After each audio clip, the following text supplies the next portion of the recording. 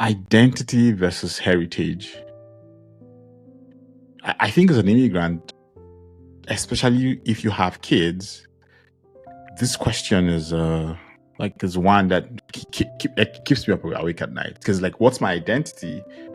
What's my heritage? And how does my heritage affect my identity? And then the other one to even think about is, and what role does language have to play in my identity and the identity that my kids adopt as they grow older? Well, in trying to answer these questions, I sat down to speak with Maroro Zinyemba. She's the dean at NorQuest College, one of the biggest colleges in Alberta. They're actually based out of Edmonton. And so it was I didn't get to answer all the questions I had in my head, to be honest, but I think I did come out of this interview with a really good idea of how heritage plays a role in the identities we adopt. I hope it's helpful to you too. Enjoy.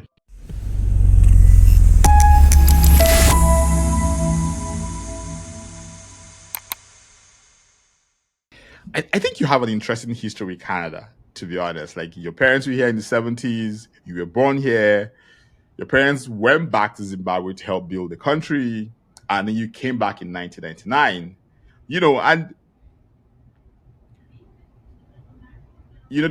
People say that we are a picture of our parents. Like, no matter how much we try to, modern culture has this thing where we try to say to ourselves, "Oh, I am not my parent." Like, but I think whether we want to accept it or not, we picture our parents in a way. What we do with it is the difference. Like, do we blame them for our flaws, or do we move on and say, like, we take the best things? And so I'm curious, considering the kind of history you have and how long you've lived in Canada, like, what does home mean for you? Or, and if someone asks you who you are, do you say you're Zimbabwean, or do you say I'm Zimbabwean-Canadian, or or do you say you're Canadian Zimbabwean? Like,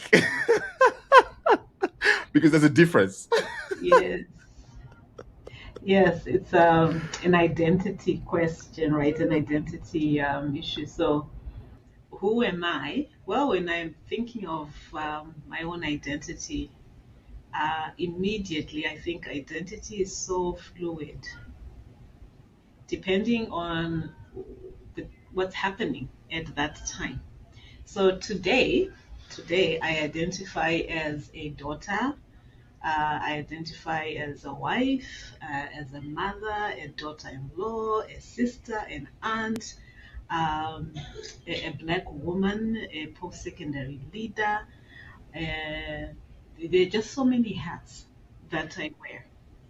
When I think of home, in the sense you have asked, home to me is where your roots are. So no matter where in the world you end up, no matter what hat you end up wearing, whether it's you're a mom or a leader or whatever that may be, you are rooted somewhere in something. You are rooted in place. You are rooted in time. You're rooted in your beliefs, in your value system. So my roots are in Zimbabwe. That's where I grew up, and you know, the Zimbabwean culture, the way of doing things, ways of knowing and being, informed my values, and that's what grounds me. So no matter where I am in the world, those are the roots that I have. And of course, now I am a Canadian citizen, and so that's also home in many ways because I've settled here, lived here. My children were all born here, and this is home now, especially for my children and where we are. So it's almost like having, you know, a foot in each door, in each place mainly. But yes, I look at home as where my roots are, what informed who I am, and how I am today. That's a really interesting concept. I mean, I say this all the time. I tell people that I see immigrants as in-betweeners. Some people try to deny it. They say it to themselves. I have a friend who says, I'm not Nigerian anymore. I'm Canadian. And I smile. And I'm like, yeah, that's fair. But I feel you're right about that thing where we're always a foot in different doors, especially if you leave at a certain age. I can understand, like, the kids are born here.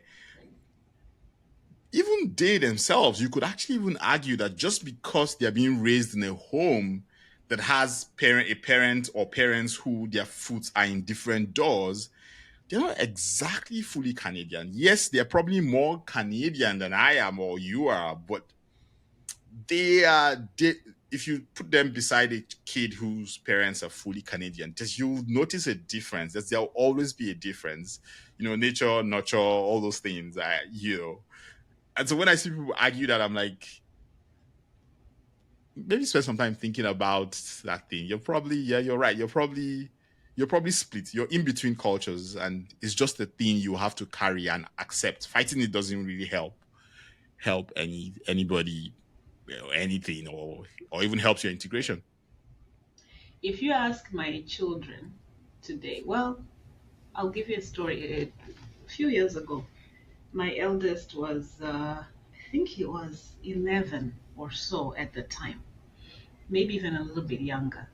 And we had gone on a road trip. I think we were in Three Hills, right? So rural Alberta, as we are going on this road trip.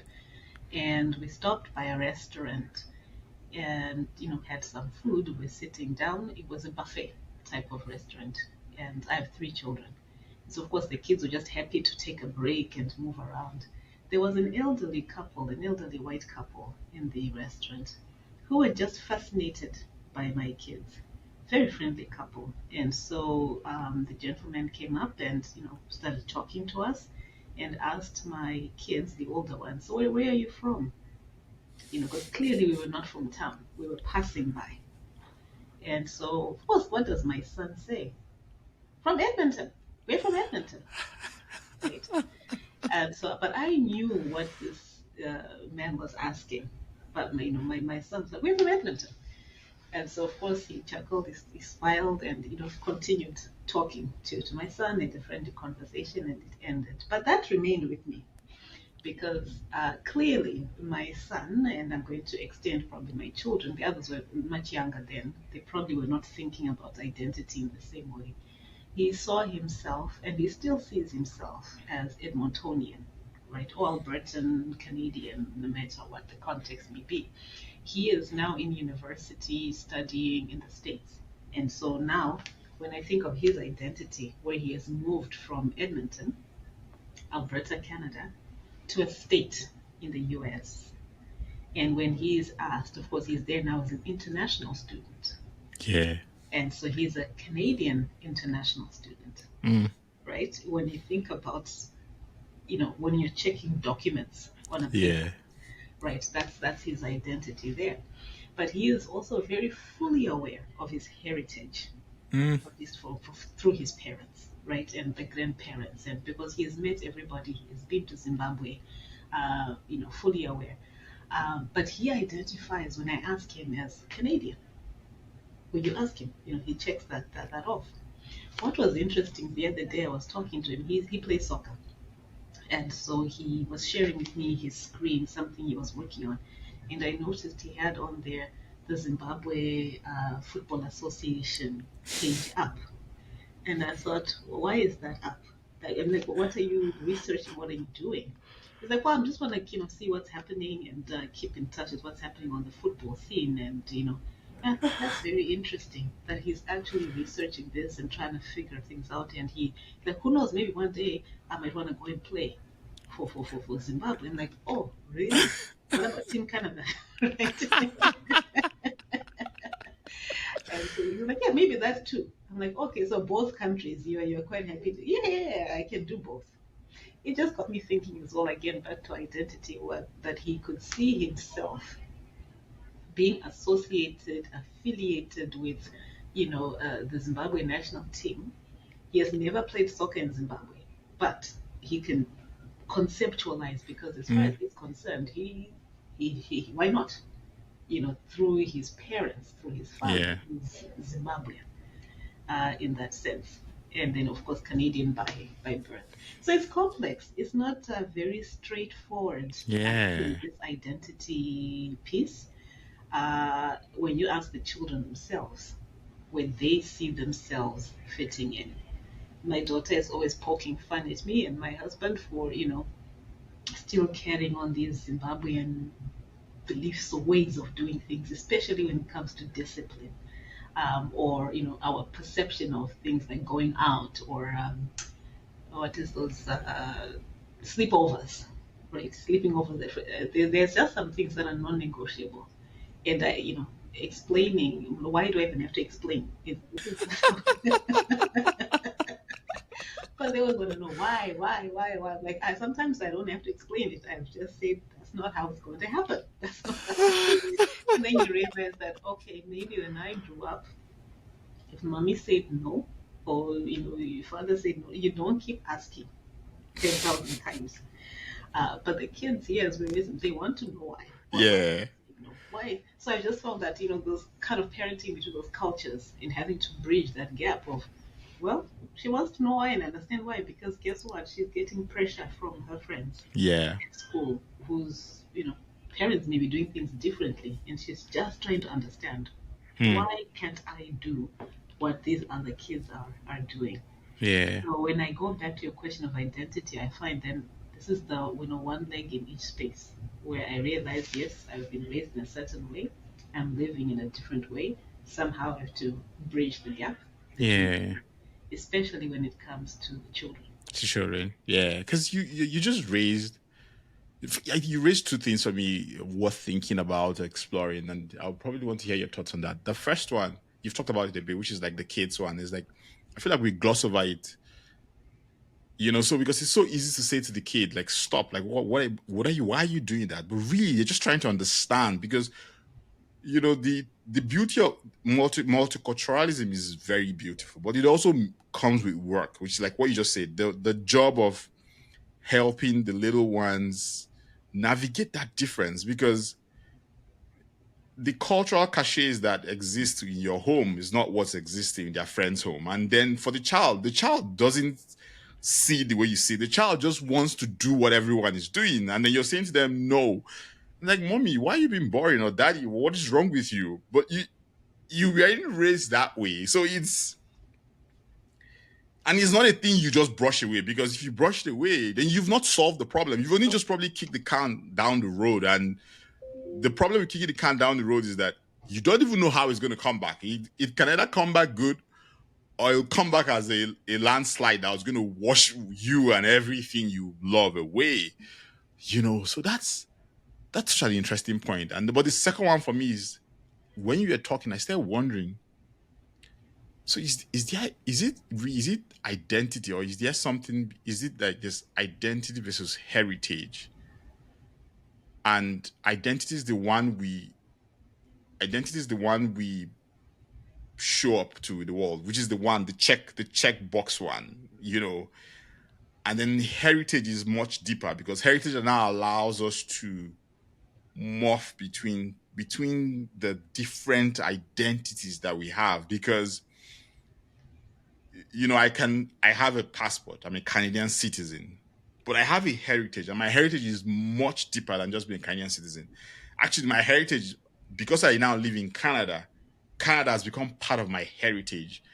And it's just kind of accepting that your heritage is rich, is not some individual pillar that you must say, oh, it's this. I don't know, I don't know what the answer is, but it's just something I started thinking about, like, maybe we fret too much about identity when we should be really asking ourselves, accepting that heritage comes with a much richer set of identities that we can pull onto at each point in time. Like you said earlier on, it depends on where you are. Like, you're a mother, you're a sister, you're a daughter, if you're with your parents in Zimbabwe, you're a daughter. You're a Zimbabwean daughter. if Absolutely. you're if you're with your kids in Canada, you're a Canadian mom.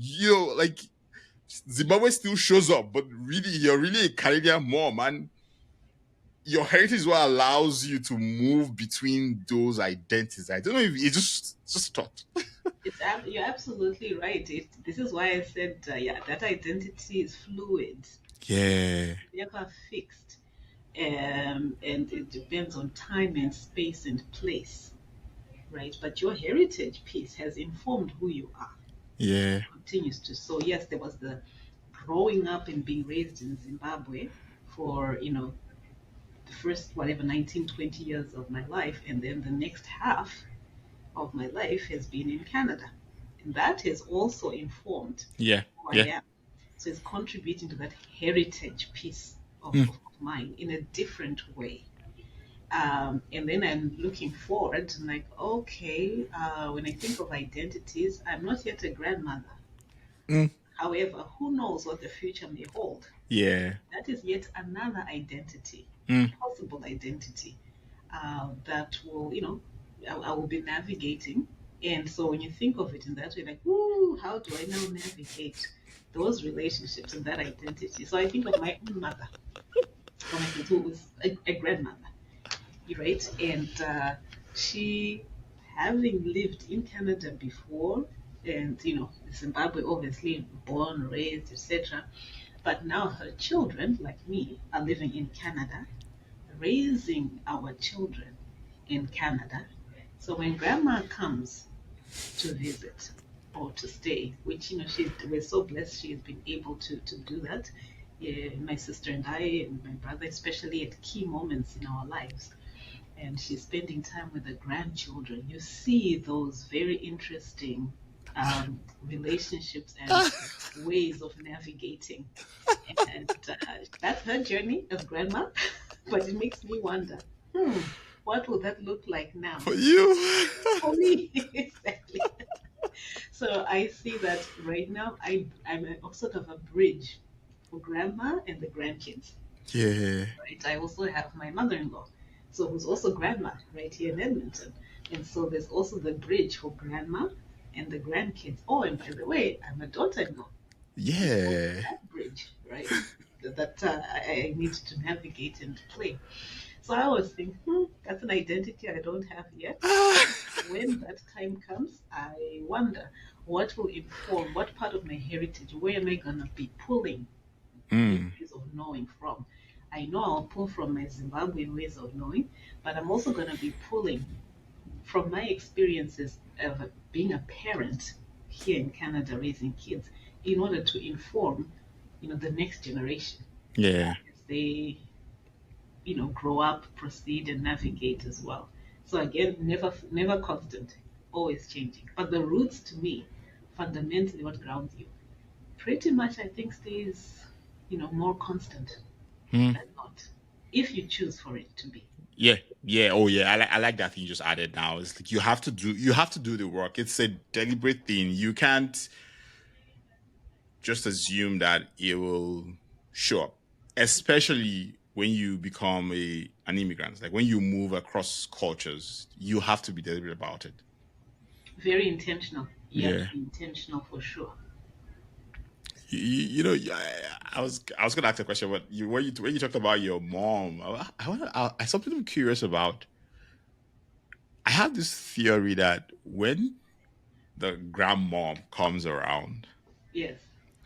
and starts to engage with the kids, you start to see some of the biases that you're carrying with you, with how they battle with the kids with certain things, and it's always so humbling to watch because then there are things that you do that you take for granted that you be like, oh, okay, I see where this is coming from. Maybe I should rework it. Like, does that happen to you?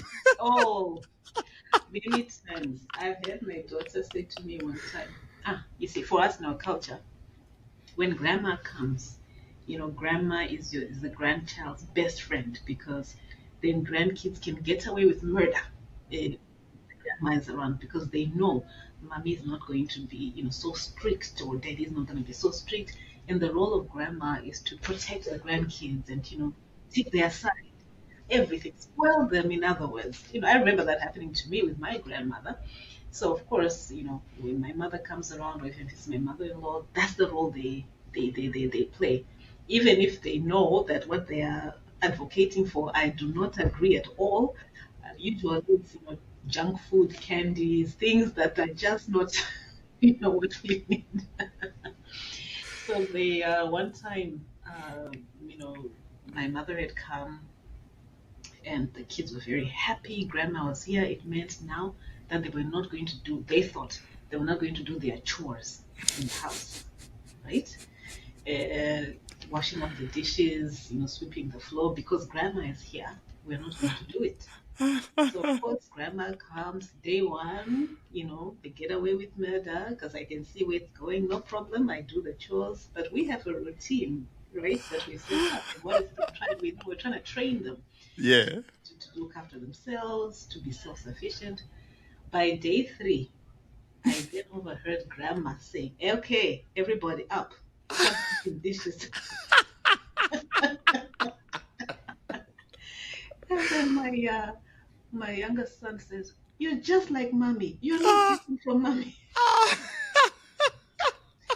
And so I was sitting there chuckling. They were like, ha ha ha. They thought they could get away with murder. So for some reason, they had thought I am this dragon and grandma is this very nice person. When they saw grandma repeating word for word what I always tell them, Oh gosh. connection was made. They then realized, oh, grandma and mom are just the same. I came in laughing. I'm like, what did you think? She raised me. So if you're shocked at my vocabulary, I learned it from her. And now she is telling you exactly what I always tell you. So they very quickly realized that for certain things, they can get away with murder. For other things, grandma was just not going to.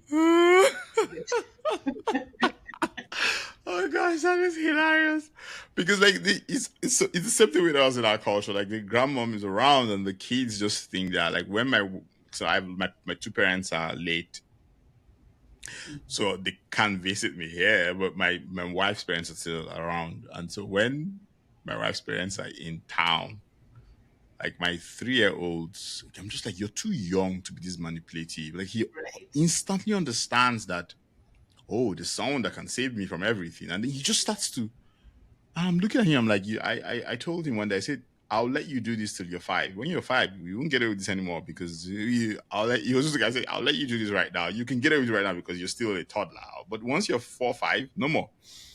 But it's just so interesting how all that happens. And you start to see the similarities between how you are raised and why you do things you do and the biases or the Absolutely. perspectives that you carry around with you. Yep. It's like almost watching a picture, an image of yourself acting out and doing Absolutely. things. Oh yes, yes, absolutely. And the kids are seeing it themselves too when they realize mommy is not that much different or grandma is really not that much different. They're cut from the same cloth. And I always say to them, and you are not that different either. You wait Yeah. when you when you're an adult, you might see that what I have learned from my mother, my grandmothers coming through Yeah. the kids, and that's why I go back again to the roots, like the fundamentals. Actually, Yeah. Yeah. It is everything. It is actually everything. I mean, we live in a world where people like to try to deny that. And it's always interesting to watch. You're like, it is, your roots are everything. Like, just building on that, like, what parts of your old self do you think or do you see change? And what parts do you still hold on to? And how does this shape your your approach to parenting, your approach to how you see your heritage, your approach to your identity right now? Like, are there any ones, or you still think that you're majorly still? I mean, I don't think you are actually, but are you still majorly Zimbabwe? Is it 50% Zimbabwean, 50% Canadian, or 60-40, or 70-30? What's left? what has changed? Um, I have to think on that piece. When I think of perhaps maybe let me start with what hasn't changed, and that will Okay. allow me to kind of walk Yeah. through. When I think of language, Mm. right? The fact that both my husband and I are simultaneous bilinguals, right? Meaning we can move seamlessly between languages Mm. without any effort. Right. And so our home language, our mother tongue, we both speak the same language, Shona, and then English. And so the kids always laugh because we say we speak Shonglish, right? Meaning I like that. move in between. I'm also a French speaker, having studied French and lived in France for a little bit. My husband, something similar, where he also lived in Cameroon for a bit, so there's the French aspect coming in. And so when I think about those three languages that we have at our fingertips, the French isn't as strong, but it's sufficient to live, to get through. And so when you've got a language, or when you're simultaneous bilingual like that, language is part of identity, because how the vocabulary you use, the way you use words and give meaning, language gives meaning to things, um, is very rich. And so because we have maintained and we've got those language structures, particularly the two, I find that I'm able to give meaning in ways that perhaps monolinguals can't, and see things in a way that monolinguals don't necessarily. And that hasn't changed. And I appreciate that. In fact, I want more of that. When I think of perhaps what has changed is, again, looking at through language, worldviews, right? Mm. Just the experience of living in different countries, right? So I've lived on the African continent, I have lived on the North American continent, I have lived in Europe. So just those experiences again through language, because on the African continent it was two languages, right? Our mother tongue, Shona, and English. On the North American continent, predominantly English and some French. The European continent, French. And so just living there and experiencing that has informed just different world perspectives, a greater understanding of how the world operates and how people think and operate.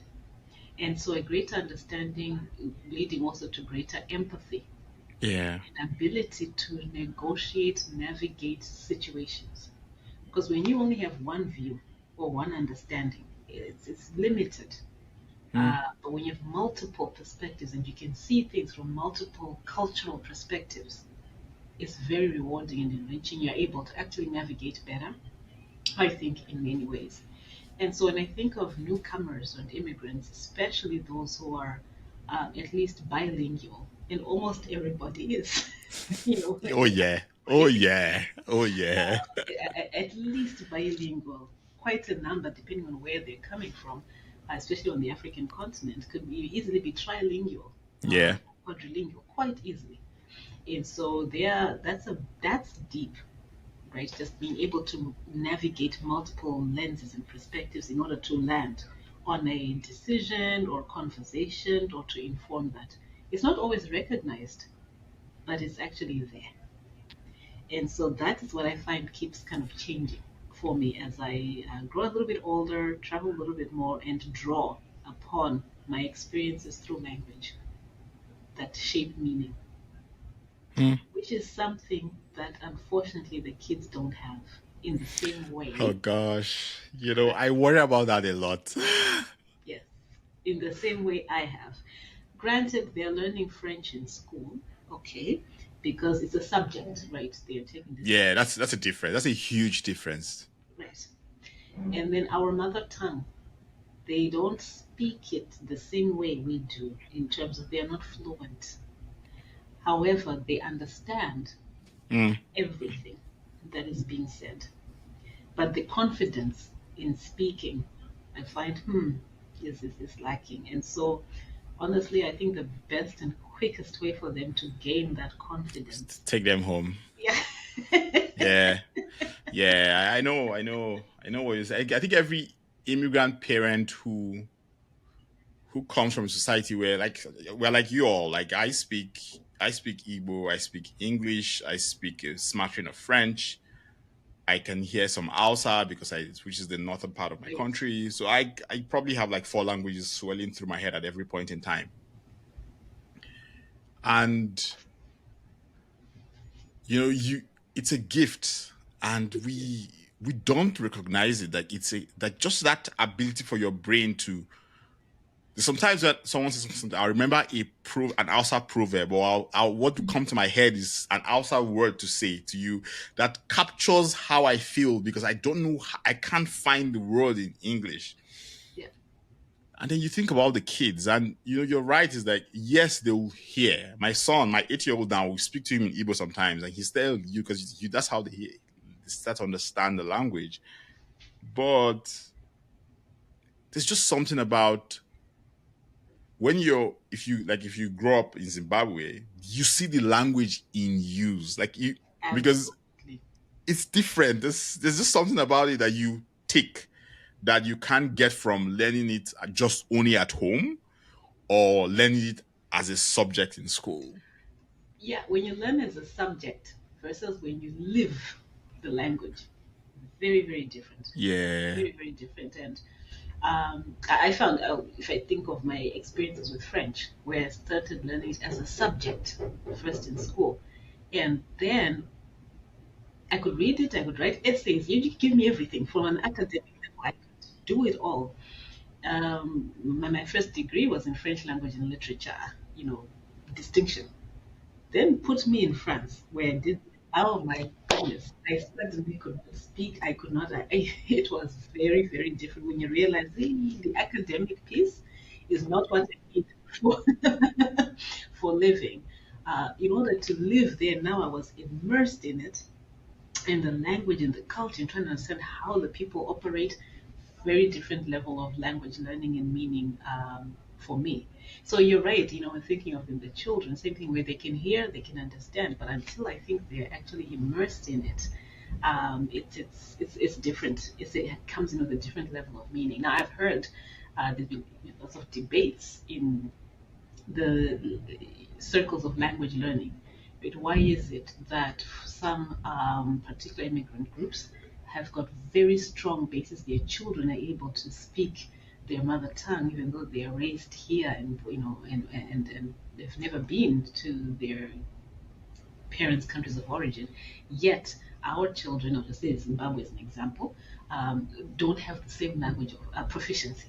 Right, this is an ongoing. I don't know if this debate is there within the Nigerian community as well, but for us, it's an ongoing debate. And as parents or grandparents are trying to understand how can we make sure that our children who are born and raised here can be just as proficient in our mother tongues, just like I am. And so this was something I studied quite a bit in school, and when I was doing my undergrad, because remember I'm into languages, so language and literature, looking at linguistics and different facets of it, and quickly realized that it's not enough to just speak obviously at home. You need, that whole saying, it takes a village to raise a child. Literally, it does for language. It's the village concept of you need everybody, the ecosystem around you must exist for this to be successful.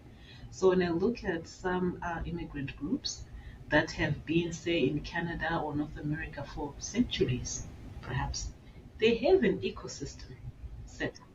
When you can have little China, little India, that's part of that ecosystem where there are structures in place where you can go shopping, grocery shopping, and hear the language over in TNT or whatever shop that may be, right?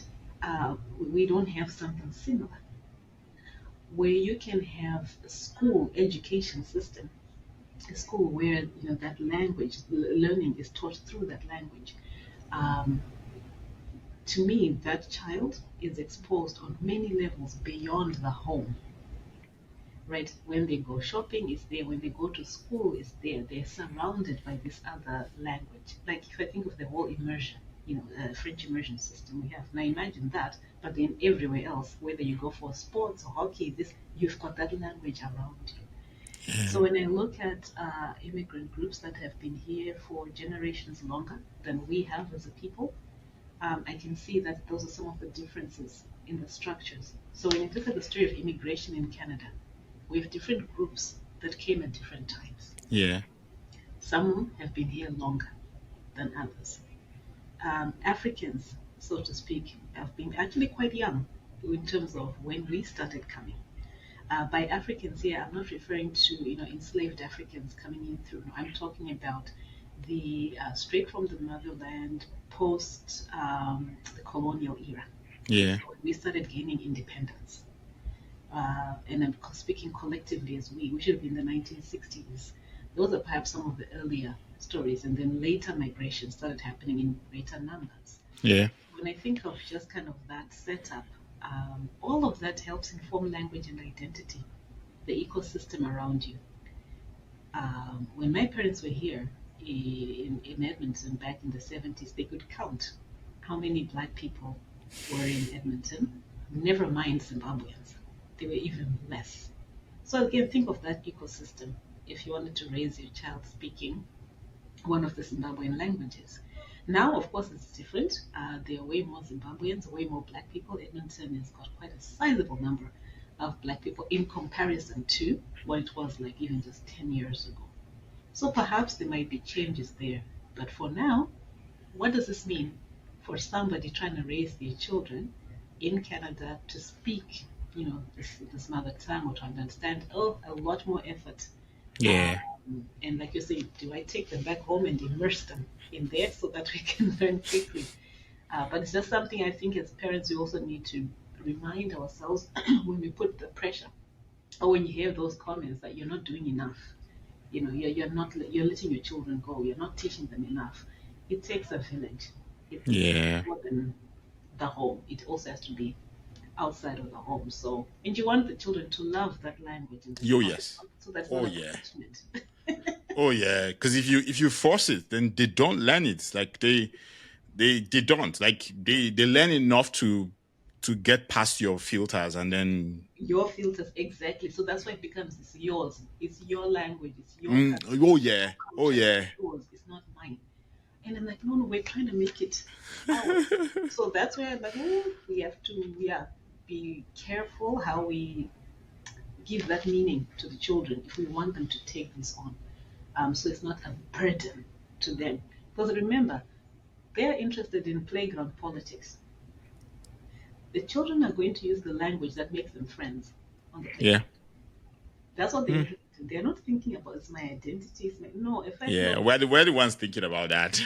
Nobody. I just want to play with that little girl, with that little boy. I want to make friends. What language is going to help me create friends on the playground? English. That's the language they're going to learn. Yeah. That's why they know when they come home and they want food, they ask mommy. If mommy's only speaking in that, they'll speak that language. So they will do what works best for them. But where are these kids spending most of their time? Not with you at home. Yeah. On the playground, so to say. So in other words, when I say playground, I mean, within school, with their friends, in sport, what language are they hearing and speaking in most of the time? So if I look at the hours in a day, I left home, my kids went to school, let's say by 8:30. I'm going to see them again maybe by 5 o'clock. Yeah. All this time, what have they been speaking? Yeah. When I see them, it's for 1 hour, 2 hours, we're eating dinner quickly, then they're off to sport, off to this, off to that activity. What language are they using? Yeah. So with me, they have got maybe 1 hour where I might speak to them in this language, but most of their time. So then I thought, it's the ecosystem. Can more be done? Yes, but it takes a lot of work. Like people underestimate the amount of work it takes. I think there's also, like, I have a theory that, which is part of that part of the ecosystem thing, is that one of the reasons why we kind of struggle back in Africa is that most Africans, we speak English and our language. You tend to see that with some of these societies where English is not the first language. No. So they default to English to survive, and they default back to their language once they get into their groups. So what that means is that the child's sees the language used in different scenarios. And for some of the people they meet within their community, those people can't speak English. So the child will learn the language. So just imagine your grandparents probably don't speak good English. Right. So what they'll speak to you is what they know how to say comfortably. Yeah. And the child loves grandma and grandpa. And the child is like, oh shit, I'm going to learn what grandma and grandpa is saying. And they learn it. And you're like, oh, they can speak it well. Of course they can, because it's because they're in Canada, English is a language. If they went back home, English is a second language that is used to do business, not for life. For us, English is life. Like, we use English too. We have our languages, but for a lot of the immigrants who come here, majority of them, they were raised in the urban areas or suburban areas. They were raised in areas where they spoke primarily English. So it's just such a, I mean, even our schools, but I don't know if it's the same way in Zimbabwe. A lot of our schools in Nigeria, they're taught in English. So the child learns English is the first thing. So, you know, when, like, you're right, when people put themselves in so much pressure, like I've heard that thing about, oh, the kids, you don't learn the language, you're losing the culture. I'm like, yeah, we'll find a way to do it. And because I don't have that energy. We'll find a way to do it. It's like, culture comes in many ways. Culture is also their value systems. Can I pass that on at least? You know? Absolutely. When you say I don't have the energy, you're so right. Because that comment of I don't have the energy made me think about the journey that a lot of immigrant parents take or experiences. Yeah, you know, somebody comes is new to Canada. So in my field of work, I work with newcomers to Canada, particularly those for whom English is an additional language, or they need to learn English. So they speak French, they speak whatever other languages. But for you to get employment or to navigate the system here in Edmonton, Alberta, you have to have English because we're not a bilingual system Yeah. anyway. So I do a lot of work with newcomers in that way. And when they say I am tired, they mean I am tired because Yeah. they're trying to settle. Yeah. Kids settle, figure out the school system, Yeah. support these kids as the kids are also going through their own acculturation challenges, trying to find employment or maintain employment enough to put food on the table, a roof over their head, and also to send back home. All of that is at play. And so then someone will just say, you know what, this thing of you, I'm not doing unfortunately, just hold on. I just need to survive. Like, I am already going through enough. Like, there's already, I call that in the checklist. Like, when you come as an immigrant, you're quickly handed a checklist. It's a mental one and a physical one. Yeah. And you're literally just every single day ticking through that checklist. Have I done this? Have I done that? Have I? Yeah. And then when someone comes at you, yes, I agree, we have to deliberate and all that stuff. But then you have to choose your battles. Like, and the child having to speak my language right now is a battle that I'm going to try to win gradually. I am not going to win it at your pace. Like, you're worried. It's a reality that parents have to definitely navigate, and you end up weighing and choosing where you're spending most of your time and energy, especially if you don't even have that same ecosystem I referred to. If the system is already in place, it's easier. You just walk into it. Your child is immersed in it. But if the ecosystem doesn't exist and you're trying to also build it at the same time as you're trying to, buy your first house or, get your first job or whatever, all of that, there's 24 hours in a day. There's one and you try to balance it. So I see a lot of newcomers, struggling to find that balance. They want to do the best they can for their kids, for their family. There's no doubt about that. It's very clear. They're, determined and they're passionate, but they end up, you have to select and be selective of what's going to go right now and what am I just going to let go for now and come back to a little bit later. And so sometimes when we have programs available that help our children with, navigating identity, whether it's a summer club, some activities centered around sport, that's very helpful. it's actually very helpful for the communities, for these parents, to me, rather than to sit and point fingers and say, well, you're not doing this good job. Yeah.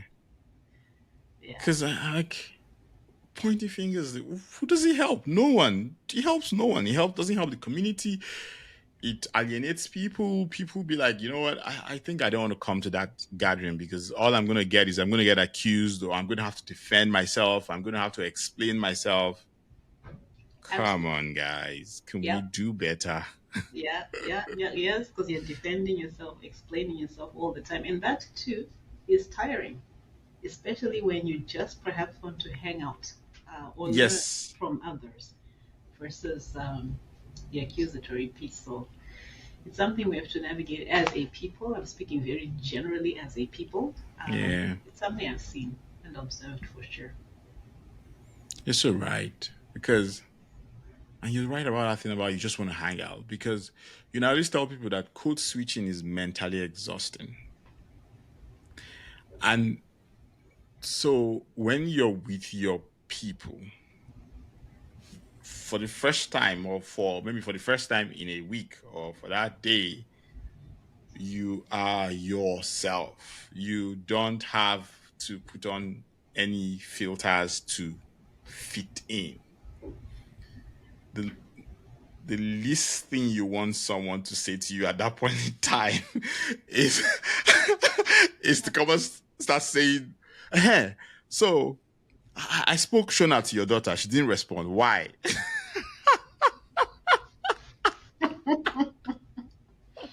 Yeah. What's wrong with you? Why aren't you? Oh Why? gosh. Oh. Oh god, no. That is not what I want at that point in time. No, I don't want that. Please, like, can we just speak Shona to me? I'll respond. Don't worry. Just let me respond. Oh yeah. Leave my daughter out of it. Leave my son out of it. Exactly. That's exactly what happens, And I mean, sometimes I wonder if I should say, "Oh, is that right? Maybe you can teach her." But then that would be rude.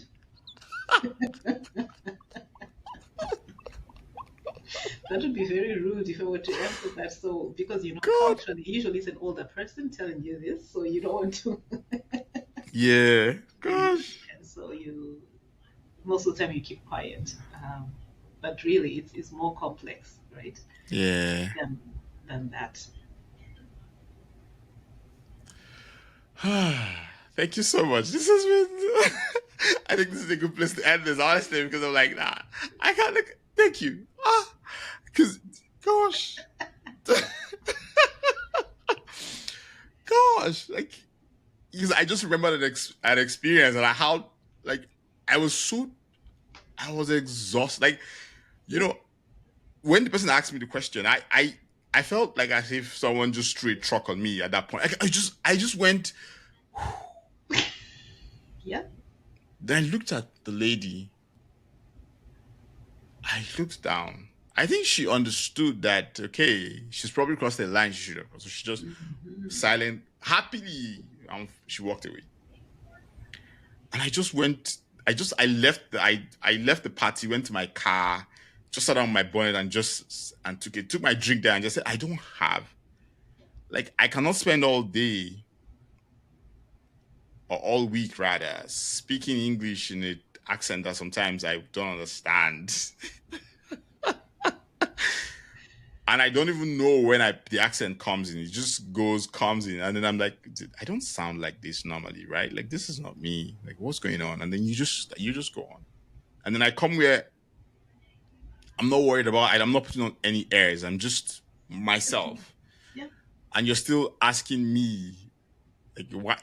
Please, don't make my life harder than it already is. Like, don't make it harder.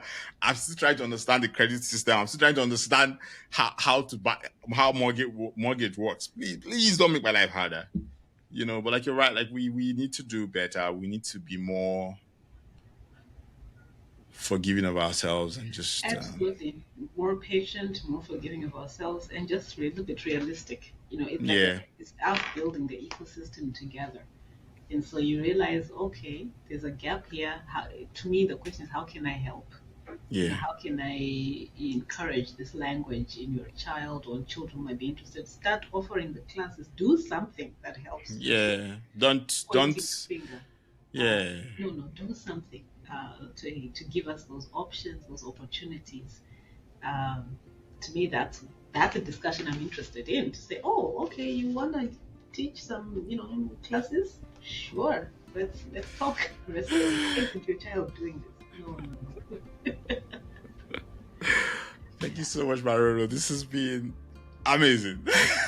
No, thank you. It's been quite an interesting journey for me to reflect and think about. Oh yeah, because we don't think about these things. I feel like we gloss over them, and they just at the back of our minds, just running through, and we're like.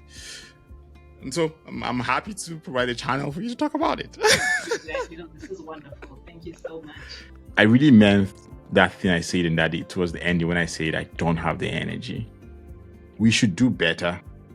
Like Maroro says, we could do with just simply looking for answers and not always kind of trying to point fingers as a community. The kids don't speak the language. Offer to help.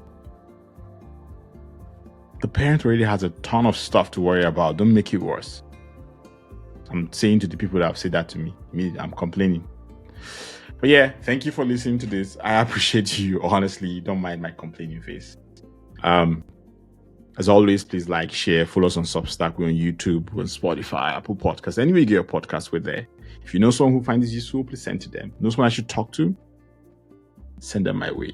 Have a beautiful day. Ciao.